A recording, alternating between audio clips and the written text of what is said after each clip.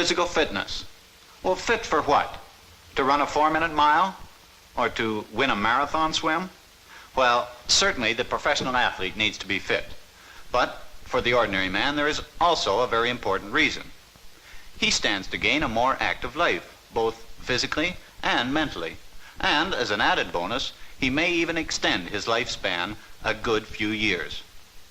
Keeping fit will also give him an energy reserve that will help him to more fully enjoy his leisure time and help him to meet emergencies.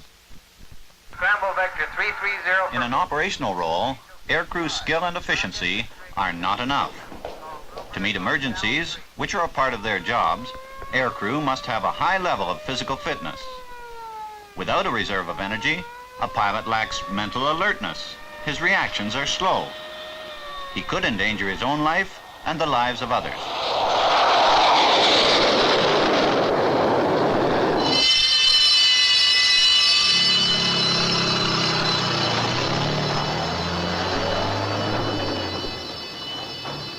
To safeguard property and preserve life is the code of the firefighter.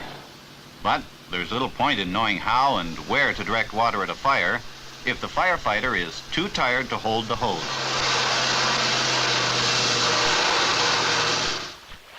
Physical fitness enables you to do your job with maximum efficiency and yet have sufficient energy reserve to cope with any emergency. Only by doing regular, vigorous exercise can the lifeguard make that rescue. But most of us are like the office worker. We slow down easily, and our leisure time is too inactive. We have no reserve of energy. A hurried call from home, a domestic emergency, then a hard run across the parking lot that could mean suicide.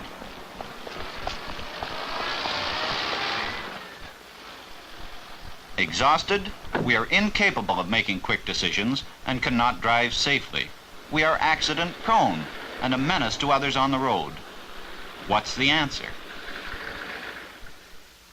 Well, the answer for everyone should be keep fit and stay alive. Now, if you are normally healthy, the only way to achieve physical fitness is through physical activity. Sports are excellent. However, they are often expensive, time-consuming, and even impossible for some people. To develop physical fitness, an exercise must be balanced and planned. It must be progressive. And above all, it must be vigorous and regular. A little vigorous activity once a day is much better than a lot of activity once a week. Well, with these requirements in mind, the Royal Canadian Air Force developed a system of exercises and called it the 5Bx plan. 5Bx simply means the 5 basic exercises. In this plan, there are 6 charts. The 5 basic exercises in chart 1 are easiest to perform and become progressively more difficult up to chart 6. In each chart, the number of times that each exercise is repeated also gradually increases, but keeping within a total time limit of 11 minutes. Everyone starts on the lowest level of chart 1. Younger persons progress at a more rapid pace and, depending on their physical capacity, reach and maintain their level on charts 4 or 5. Older persons progress more slowly and reach and maintain their levels on charts 2 or 3.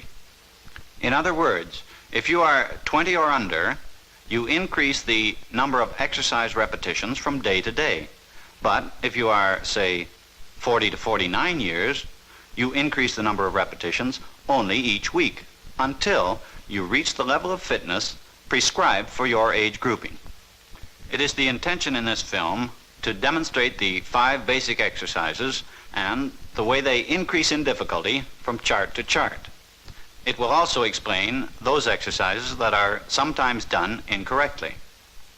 The 5 exercises strengthen and improve the endurance of all the major muscles.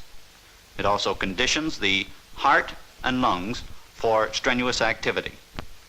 Here you see our demonstrators in action. Notice that no equipment is required, that it is convenient, any small space will do, and it is simple. These are the exercises from Chart 2. Exercise number 1 may be considered a warm-up exercise because it prepares the body for the more strenuous activity that follows. It also stretches and loosens the large body muscles and those on the back of the legs. Exercise number 2 conditions the abdominal muscles and those on the front of the body. If it is necessary, the feet may be hooked under a chair to keep them on the floor. The demonstrator shows that he comes to a fully upright position. The back must be kept straight throughout. Number 3 concentrates on the long back muscles. This exercise is effective from head to heels. These are the muscles responsible for maintaining an erect carriage when in balance, and this is important, when in balance with those on the front of the body. In 4, the emphasis is on those muscles that are notoriously weak in most people, the arms and shoulders. How many people in their daily tasks are required to even raise their arms above their head? Exercise number 5, and the most important, an exercise for the heart, lungs, and muscles of respiration. It is running on the spot interspersed with various types of jumps. Here you see the stride jump with the arms raising sidewards. An alternate exercise that may be done for those who like the outdoors is a walk or a run of a prescribed distance within a specific time. You have seen the 5 basic exercises. All the major muscles in the body have been used, so you see that it is balanced.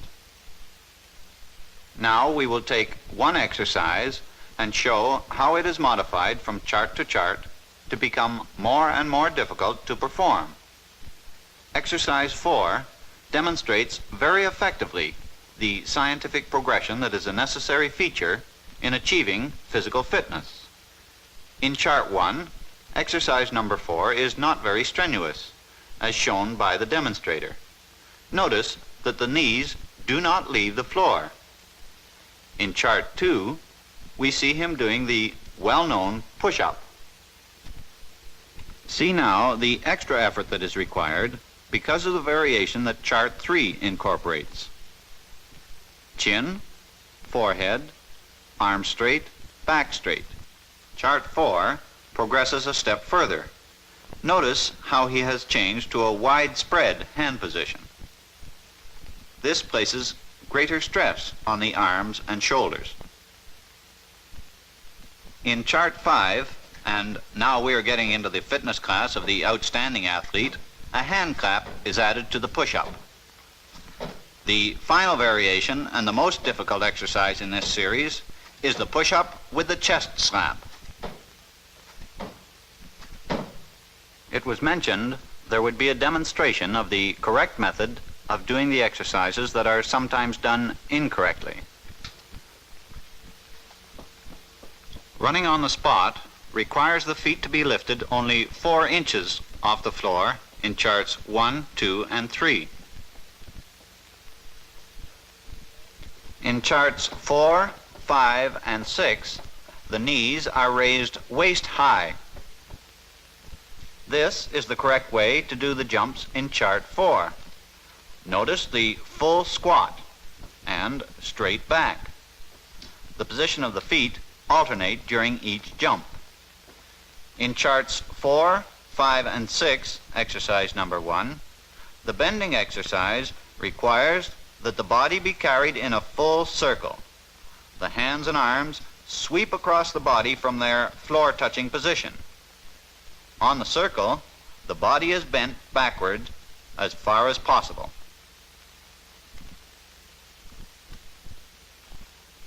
Exercise 2 in chart 4 is often done incorrectly because the arms are allowed to precede the body to the sit-up position. The correct method is to have the arms straight, close against the ears, and carried in a wide arc to touch the toes.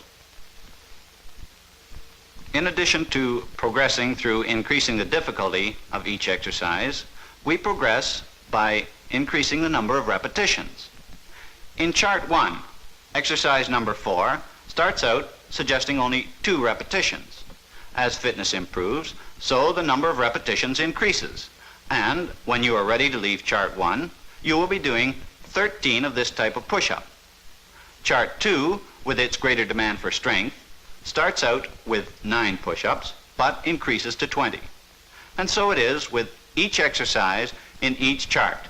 As you progress, greater demands are made upon you, so that you always have a figure to strive for.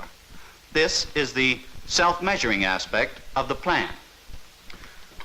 This then is the RCAF 5Bx plan for physical fitness. You have seen how it works. It is simple, and it takes only 11 minutes a day. The plan guides and motivates you every step of the way to a high level of physical fitness. This is it. The rest is up to you. Get fit and keep fit with 5Bx.